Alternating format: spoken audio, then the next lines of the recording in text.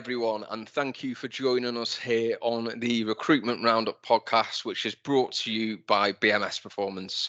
For those of you that are joining us for the first time, BMS Performance is a specialist sales and marketing recruitment consultancy. For the last 30 years, we've been helping businesses across the UK recruit for vacancies at every level. Welcome everyone to another episode of the Recruitment Roundup podcast brought to you by BMS Performance. I'm your host, Mike Leather. I'm the co-host, Sam Musiadira. And today we're joined by a special guest, Mark Milstead. Mark, welcome to the show. Really appreciate you taking some time out this morning to record this with us. Not at all, Mike. Thank you for the invite, and Sam. And it's a pleasure to be here. I'm looking forward to the discussion. Good. Looking forward to getting stuck into the subject of psychometric testing. One that is at the forefront of a lot of minds at talent acquisition professionals, but also we speak to a lot, don't we, Sam, in terms of sales leaders. But as a way of getting started, Mark, why don't you give a brief introduction to yourself and what it is that you do now? Yeah, sure. So I'm the sales director for Thomas International in the UK. So I run a team of account executives helping to support the go-to-market strategy for Thomas. Thomas is a brand that is, I think, pretty well known in the HR and talent acquisition community. It's a 40-plus-year-old organisation that is known as a provider of psychometric tests or assessments, or as we call them now, people science insights. But we help support organisations recruit, retain, and develop people. People science insights. People science, I really yeah, like I love that terminology. I can't say I didn't make that up myself. That's somebody else's. Mark, I'm obviously interested on the back of a lot of the stuff that you said. Fantastic introduction, by the way. In our industry, not just within recruitment, but across sort of business to business sales, medical, construction, you name it. It's been a challenging year for a lot of sales leaders and obviously a lot of sales managers and a lot of sales teams. Just interested to find out how, your team has managed to cope with 2023 so far. Okay, so I'm probably a little bit biased if I say brilliantly, but no, I think we've coped with the challenges pretty well. I'm lucky to work with a team of, I think, individuals that have got lots of resilience. They understand that sales is a roller coaster ride, as you two both know.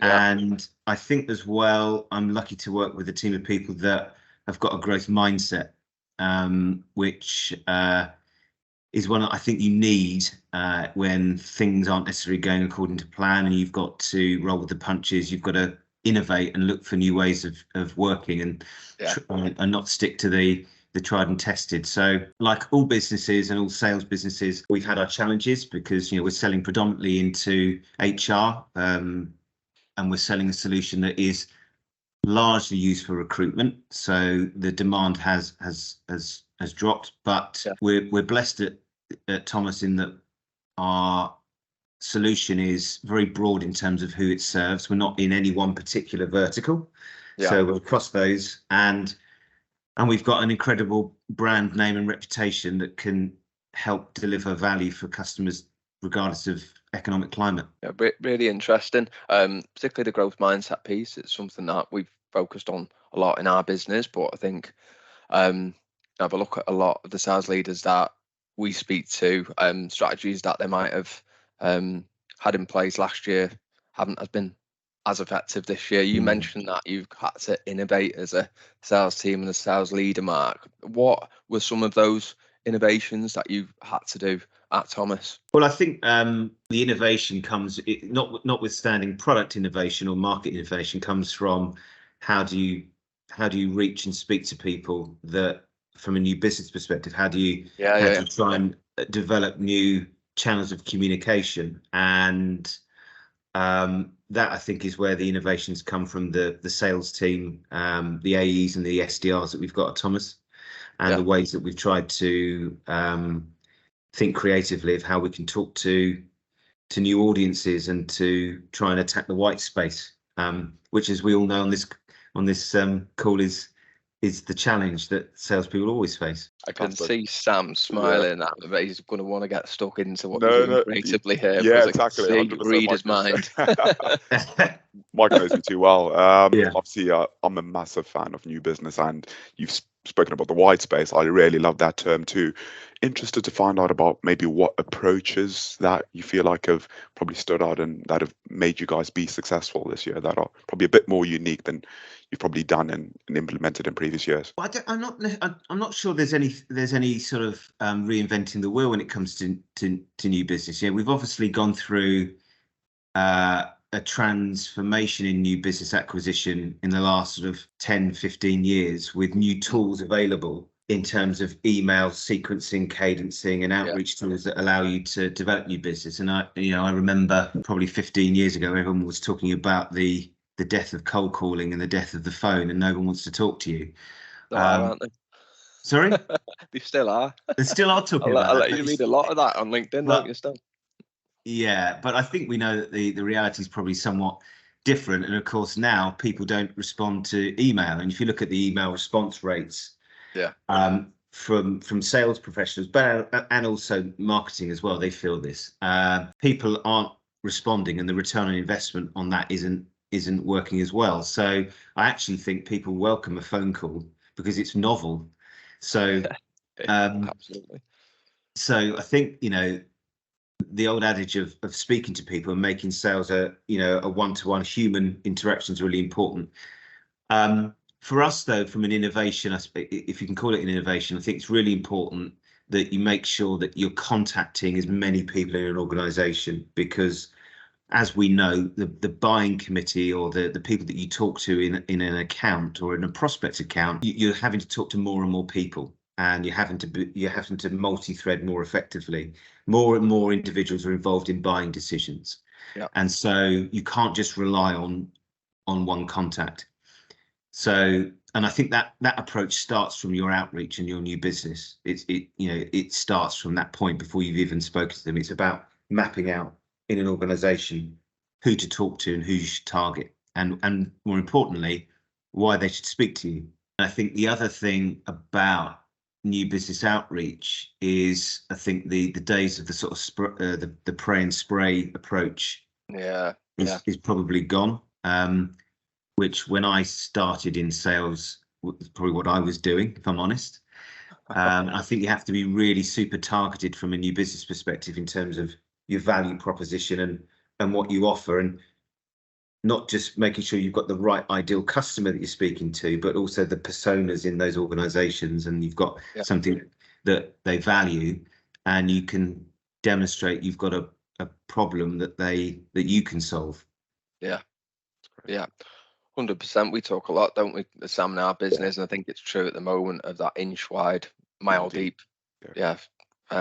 Thought process, and really understanding the market that you're going after, but having an idea of what are those decision makers and influencers experiencing in the moment, what problems have they got that your service or solution can actually solve, and be more targeted in that manner. But no, great. I mean, it's great to hear that you guys have had such a good 2023, I would say, which is great. If we get onto the subject of psychometric testing assessments, a majority of the audience listening to this will be aware in some way, shape or form of what they are, I would have thought. But for those that haven't, I wanted to kick it off just by getting your take, Mark, on what is now a psychometric profiling assessment, and then we'll drill down from there. Well, I think probably the first thing to note is that it's not an assessment, and that is an industry-wide term. Psychometric assessments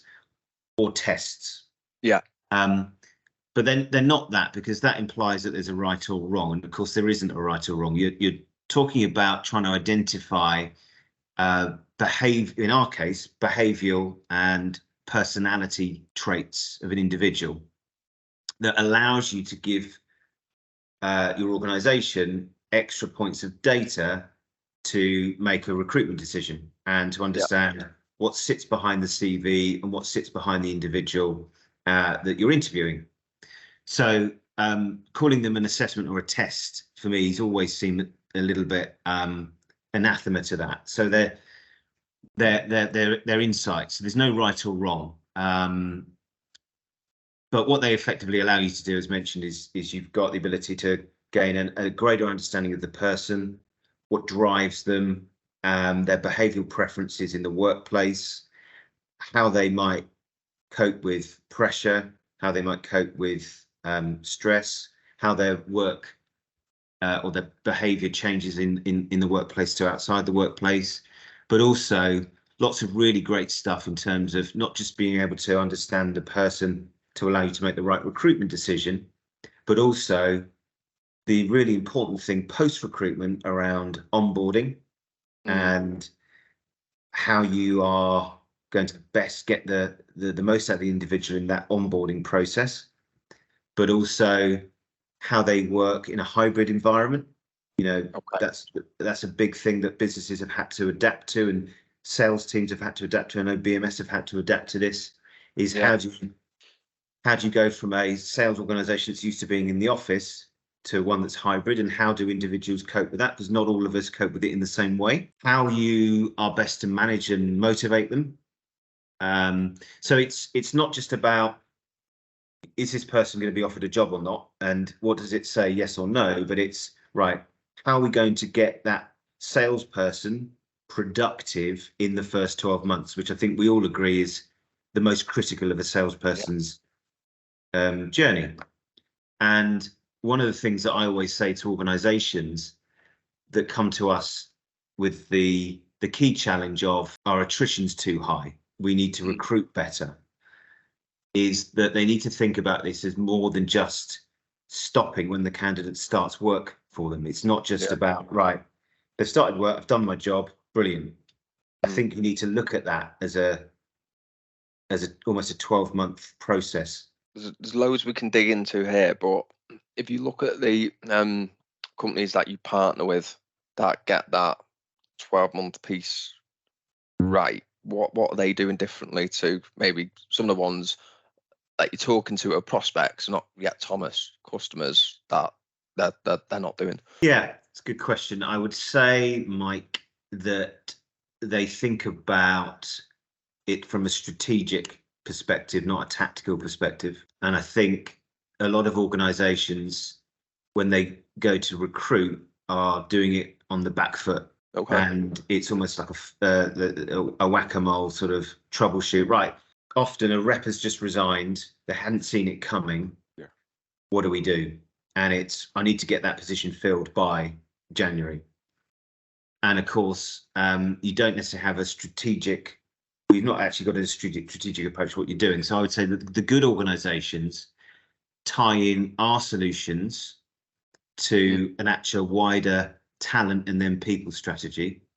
Okay. And they're thinking about, okay, the actual interview process, what it will look like, where we fit into that, where we add value.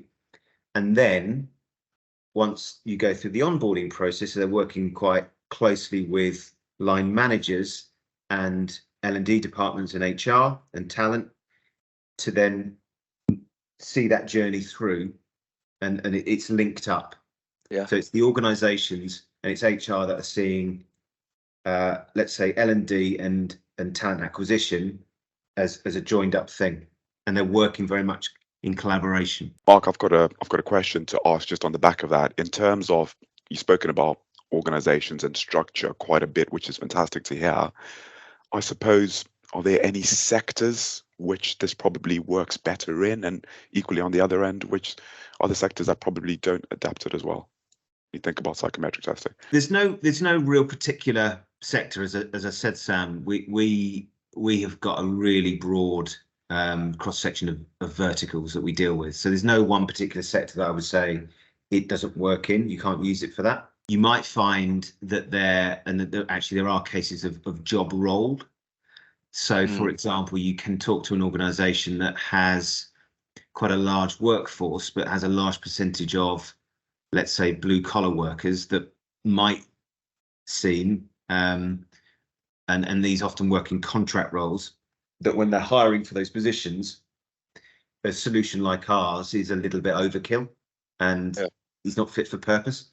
But in terms of the actual vertical, there's no real data to say that it's great here and not so great there. One of the takeaways I just got from that, which I hadn't thought about, is a hybrid working piece. If you've got someone that's embarking on a career in sales that has never worked from home before or done hybrid working, then that's really interesting, because it's a skill in itself, isn't it? If you've not learned the industry that you're in, you don't have to sell that service or solution, and you've never worked from home before, then that, I imagine, is a real great insight for a company to have, to get a sense of that, because it's difficult to challenge. Some people just aren't built for working from home, and that's okay. They just find it tough. Yeah, and I think, you know, the people that have, or the workforce, the part of the workforce that have struggled the most, or I feel sorry for or have the most empathy for, I suppose, is the graduate or the entry level early career intake post pandemic, because I think there's a great amount that you learn about an organization, not just about the job, but the people and the connection with the people and the culture by meeting them face to face. And when you look at the stats about why people would want to go to the office or what they miss about going to the office,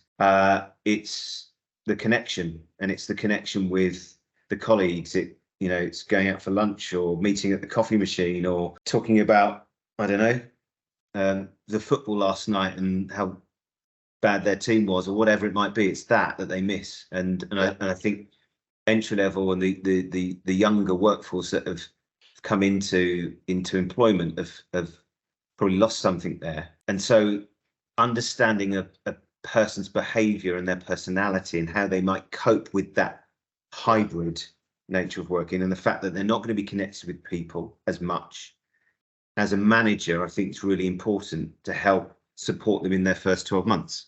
Yeah, I agree. And the first 12 months of any new job is really crucial. But if you think about the graduate market or the entry level market, that's even more crucial, because this is their first ever job, and there's a lot to learn, isn't there? There's a lot of adaptation and that you need to go through when you first start. Just thinking about obviously psychometric tests, and in terms of maybe impact, because we hear a lot about diversity and inclusion, and so I'm really interested to just try and dig a bit deeper into that and the kind of impact that you guys have seen on the back of the psychometric test. Sorry.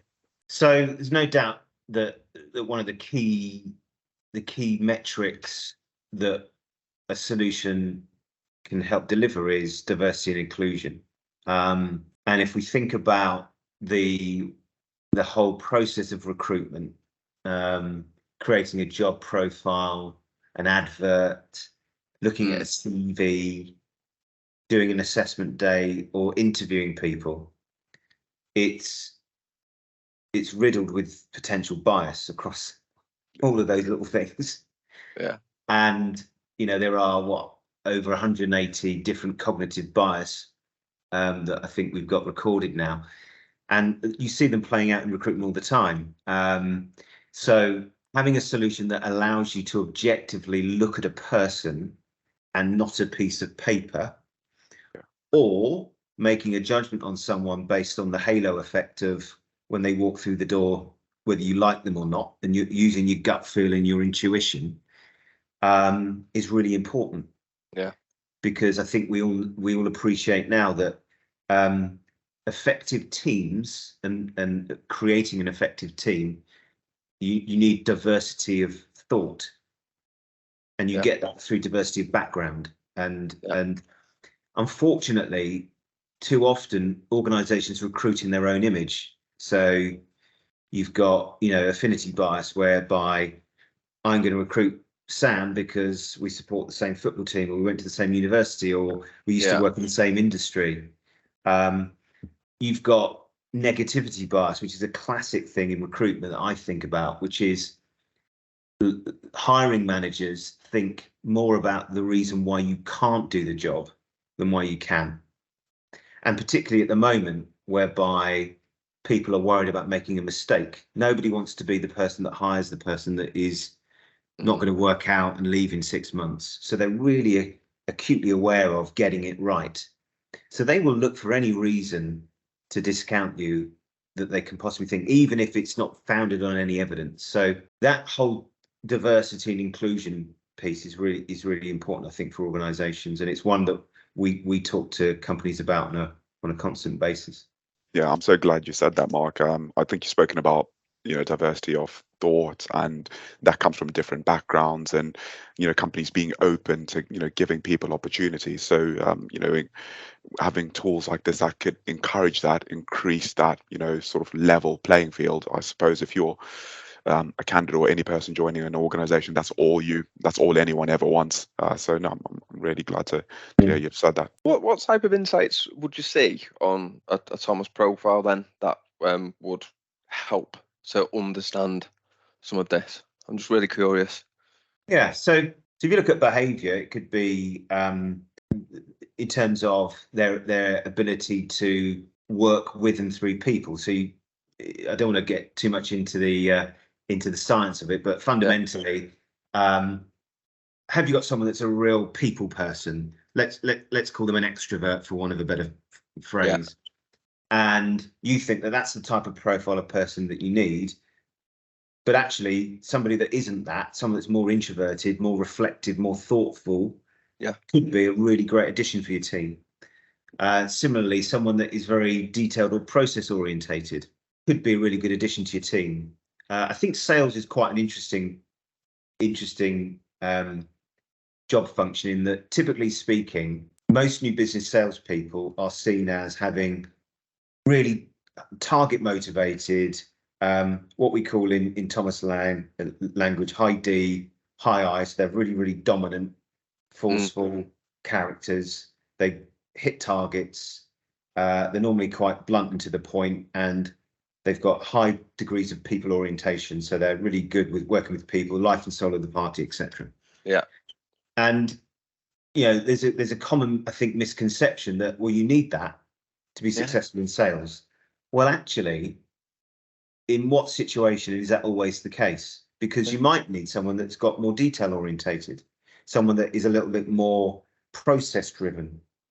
For certain roles and for certain jobs might be more beneficial, and for certain teams might be more beneficial, because if you've got everyone in the same team that is a team of Sams with all the same profile, you'll want to balance that out with other behavioral traits. And there's no reason why they can't be successful in a sales role. The starting point comes from the self-awareness. So self-awareness, I think, from the line manager and from the business, but also self-awareness from the individual. Because again, we shouldn't just look at these insights in terms of what they're giving the company. We should also look at them in terms of what they're giving the candidate, and what do they give in terms of insights about themselves that actually make them think, actually, that's interesting. I didn't know that about myself. Or actually, I can see that that is the case, but I hadn't ever thought about it like that. Yeah. So it's two-way. So interesting. It really is. Really interesting. And what you've just said there dovetails quite nicely in where we're keen to take the conversation. So we talk a lot about an interview process should be enjoyable, but it should be challenging by the same token as well. From the candidate side, what sort of impacts or positive benefits do you think there are in a candidate having to do a assessment like this, or test if it's Thomas, or any of the other competitors that you've got in the interview process? So candidate experience is a big thing when you talk to an organization. So when we talk to organizations, having an effective candidate experience is one of the key things that they want to achieve, and making sure that we're not detracting from the candidate experience, because nowadays it's so easy to go on Glassdoor and say awful things about employers and digital media and social media, etc. So I think the candidate experience, first of all, from a recruitment perspective, it needs to be consistent. I think candidates need to know what they're doing, but more importantly, why they're doing it, and that it's consistent across the board for each applicant. Yeah. And I think the candidate experience also has to be relatively quick, because otherwise you've got that fatigue that sets in. If you've got too many stages and you're asking the candidate to jump over too many hoops, then you'll get candidate dropout. So you have to think about your selection process, why you've got certain things in there, and where's going to add the most value. So I think the organisation needs to think about that before then thinking about where we come in. Yeah. But we often will consult with organisations, and I think a key part of our job is to consult with organisations to help them with that. Because again, not every company knows how the selection process should work, and lots of organisations find the idea of recruiting and interviewing quite daunting, and they need some help and guidance. And I know that's something that you at BMS do a lot of work with to help consult on that. So we would do something very, very similar actually. But one of the great things that you can do with Thomas' solution that shameless plug is unique is that when a profile is done by an applicant, they get to see what it says about them. Right. Okay. And they've got, so they immediately get that insight. And that was done deliberately because I think for years people have often had quite a negative view of psychometrics because they don't know what it said about them. So it's been used as part of a selection process. They've been unsuccessful. They've not really understood why they're doing it, and they've got no idea what it said. Yeah, and that's what I was, and that's what I was going to ask you. I was going to say, in your view, should companies share these results? Because that's been my experience when I've worked with candidates and they've done an assessment with another provider, and then they've not been given those results. I think it's a poor candidate experience for the reasons that you've said, and it's often sometimes been used, again in my experience, as a computer says no tool. So the test to be put in at the beginning of the process, and it will be used by the company for them to assess whether or not they even want to interview the candidate in the first place. Yeah, absolutely. And Thomas's view of these solutions is that we want to democratize this for people. So we want them to be insights that are easily visible to the candidate that's using them, to people in the organization, but also,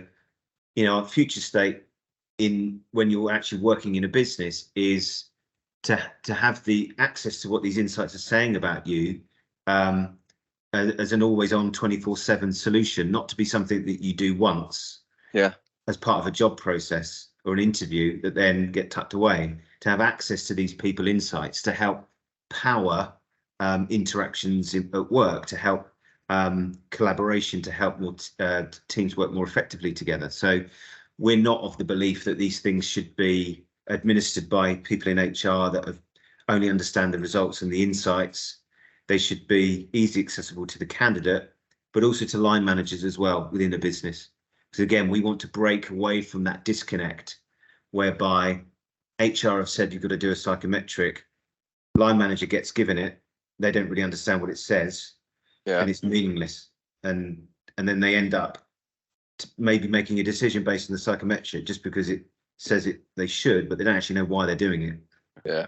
I was speaking to a national sales manager within the orthopedic market going back, quite a few weeks ago, and we had a really good conversation regarding their opinions on psychometric testing, and they were sort of torn between them. And I think they were assessing their sales team. Quite a few profiles have, passed psychometric tests, been onboarded onto the team. Unfortunately, not worked out for any odd reason. However, there's also been cases where, depending on the results of the personality test, and certain profiles have come on and probably been recommended as, not as likely to succeed. However, this salesperson on their team has turned out to be the best sales professional that they've got on the team, going back for the past sort of 5+ years. And the recommendation was probably not to take this person on, but, this person was successful, and is testament to, probably against the science, shall we say. So my question is probably more on emphasis, and how much emphasis should a business really put in place on the result of, the results of the psychometric test? Well, that's the $1 million question, isn't it, Sam? So thanks for that one. I mean, it depends, and ultimately, you could have a really robust interview process that includes people science, psychometrics in it. You could have one that has a face-to-face assessment day. You could have a real good way of collecting references. You could ask people to do role plays. There's another a really great tool, I think, for selecting salespeople is to actually, right? I'm not saying sell me the pen, but something a little bit more sophisticated than that, to get them to show you how to do the job. Yeah. But ultimately, you're always going to make a mistake, and I think a lot of the time, organisations are trying to find the silver bullet to make recruitment foolproof. Yeah. And I don't think we'll ever get there. And I know we're in an age of AI enabled this and that. I'm not sure we'll ever get to that point, because it's recruiting the right person and having the ability to do that, and then making them successful in the role. And I think particularly in sales is complex. It's complex, and there's so many variables to it that I don't think you'll ever get to that particular thing. I think you need a breadth of data, though. That's one thing I do think you need. And you need to look at things over a period of time. How much then, Matt, do you subscribe to the view that the results of an assessment are dependent on like the mood that the candidate might have been in on the day that they did it, what was going on externally for them? Because again, we see that, haven't we, in the past, and in my experience, that's been something that I've spoken about with hiring managers, rightly or wrongly. But yeah, keen to get your thoughts on that. Well, there is a thing called test anxiety. Okay. And particularly if you're doing something which is not necessarily psychometric, but more of an aptitude test, particularly something that involves numbers, which is not necessarily my strength, and certainly a lot of people would feel that. So you do have that, and can you imagine you're in that situation whereby you have to get a certain score to be successful at a job, then you'd expect some sort of test anxiety. So I think that's a real thing. Yeah. We also need to be very aware of neurodiversity. Okay. I think is in terms of if we're asking people to do certain tests around cognitive ability, we have to be aware of neurodiversity as well. So I think that's a thing. And what's going on in your personal life and your work life, I think, does have an impact. If you think about our behavioural profile, that will change in the course of a year. It's not going to be a massive change, but it will fluctuate to some degree.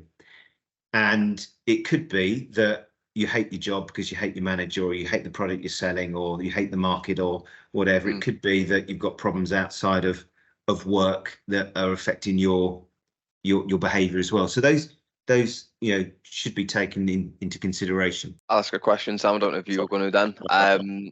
What advice would you give to companies, Mark, as to where they should use something like this in their recruitment process? I mean, first of all, I'd want to understand what their current process is and where they see their biggest challenge. Because there is undoubtedly a challenge in talent acquisition with larger companies that increasingly are being asked to do more with less. That have got this huge shortlist of candidates to try and get down to a manageable number. And as we all know, recruitment is a really time and labour intensive job. It still is even today. So making that as streamlined and as effective as possible is a thing. And no doubt people science can play a part in doing that and enable you to get down to that.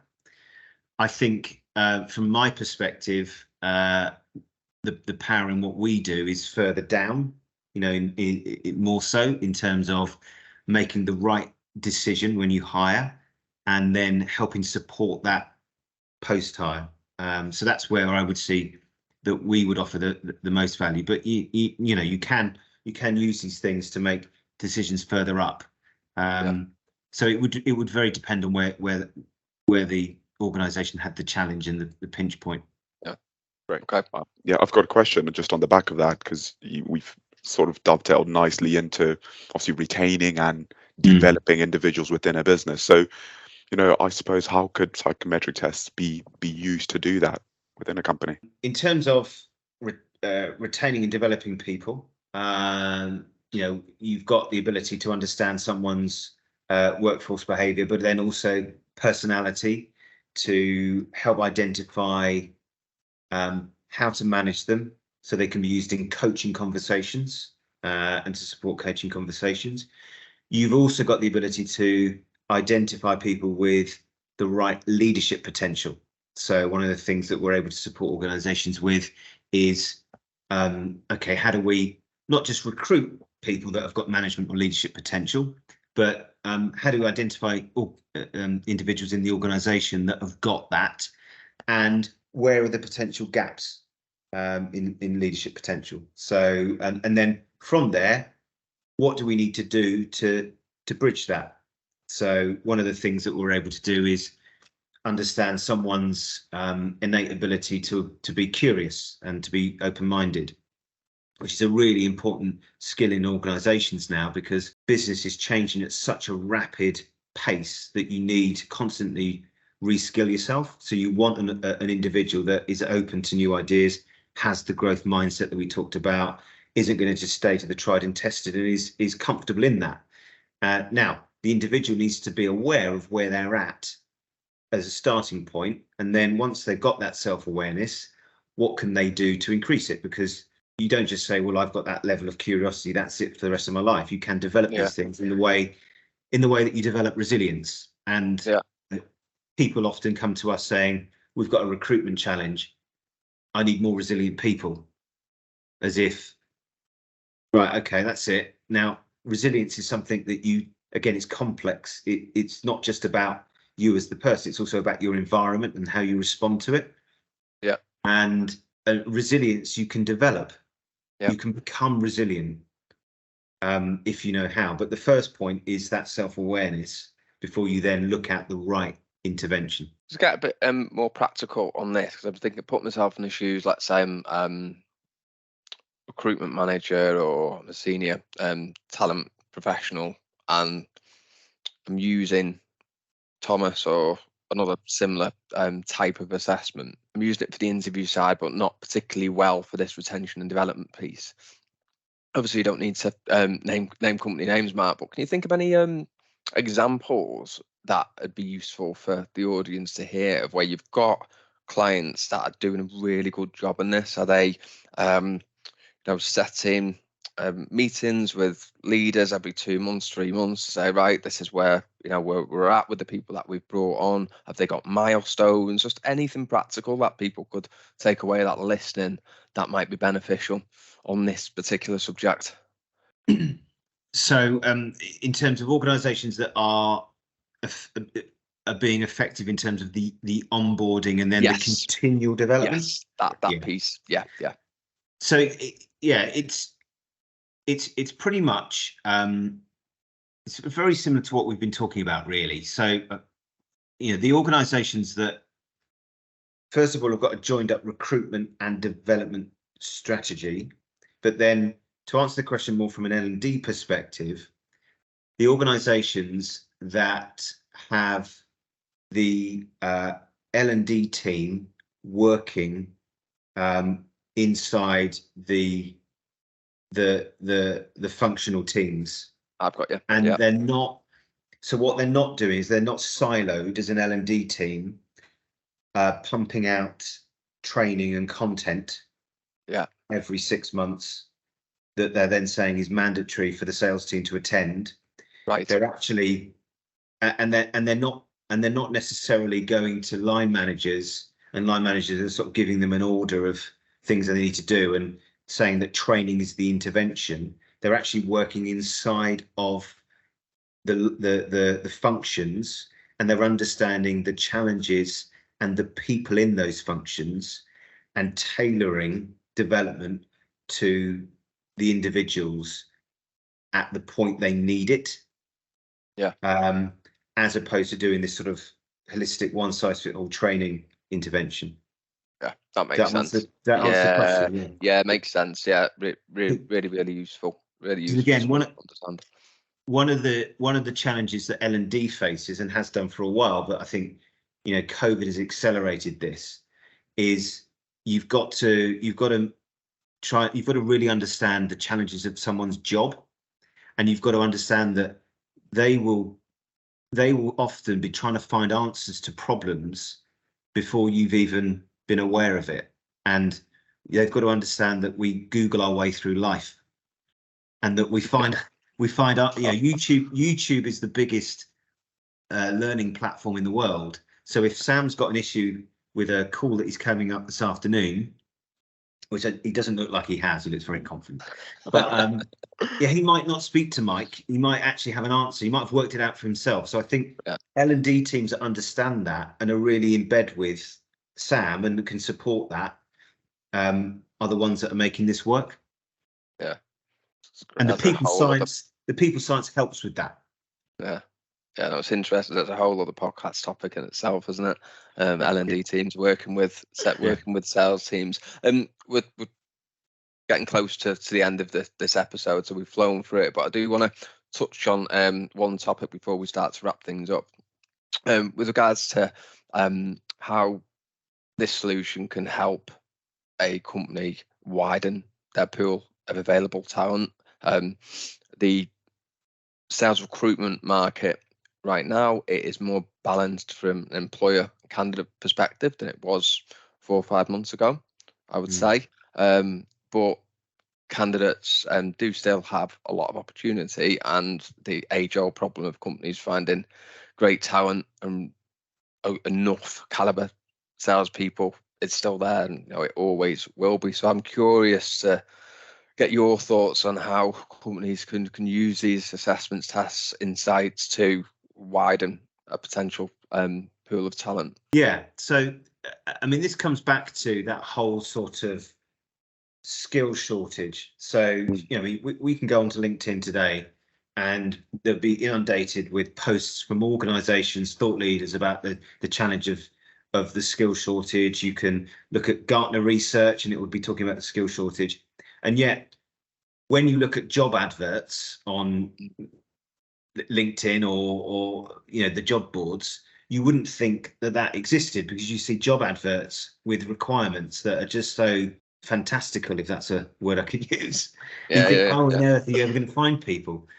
And I think it comes back to this challenge that when I was talking to a talent acquisition leader recently, that they spend most of their time battling with line managers around who to take on. The fact that you're asking me to try and find a moon on a stick, for want of a better phrase, that they know is just not out there. And it's and again, a lot of line managers, comes back to this negativity bias, right? Let's look for something that's an identical fit. They need to have sold the product before, and they need to have sold into the same industry, and they almost can't look outside of that. Sometimes they don't even have the ability to look outside of it. Yeah. So People Insights can help talent teams do that, because it's about potential. It's not necessarily about, right, this person's got 5 years selling capital equipment or 10 years in the SaaS industry. It's about, these are the behaviors that this person's got. This is their potential.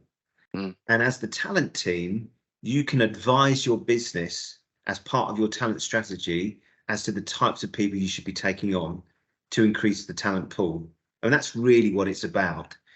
Yeah. So we're able to, I think, help talent teams upskill themselves and move away from being, again, we talked about L&D being order takers. Talent teams can be order takers, because if all you're doing is going to your line manager and saying, right, it's like ordering at McDonald's, what would you like?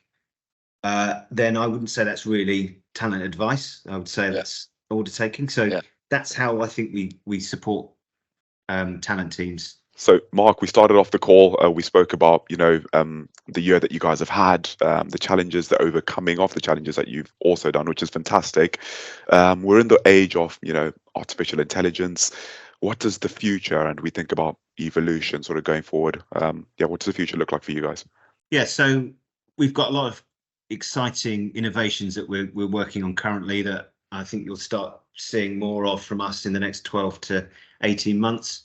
For Thomas, it's very much about offering our solutions as a complete employee lifecycle solution. So you're able to access these over and above just recruiting, as we mentioned earlier. We've been talking a lot about recruitment, and helping support people and helping them collaborate and connect more effectively, and helping them perform as a team better in the workplace. That's what you'll hear more of from us in the next 12 to 18 months. Fantastic. Sounds awesome. Right, that's a great way to wrap up. So thank you very much for your time, Mark. That was a fascinating conversation, really interesting, and I think I learned a lot there. I'm sure you did too, Sam. I certainly did, Mark. It's been a pleasure to meet you at last. I've been looking forward to this conversation, and yeah, I've learned a great deal. I'm pretty sure our audience will take up quite a lot of what we've discussed. So yeah, thank you, Mark. Been great to meet you. Yeah, thank you, Sam, and nice to meet you too. And thanks, Mike, for inviting me on. All good. Mark, where can people find out a bit more about you if they've got any questions or they want to reach out after this? Yeah, they can connect, follow me on LinkedIn. You can log on to the Thomas website and see a little bit more about what we've got to say for ourselves on that. But yeah, feel free to connect and share more insights with you. So you can find a link to Mark's LinkedIn page and Thomas in the description below.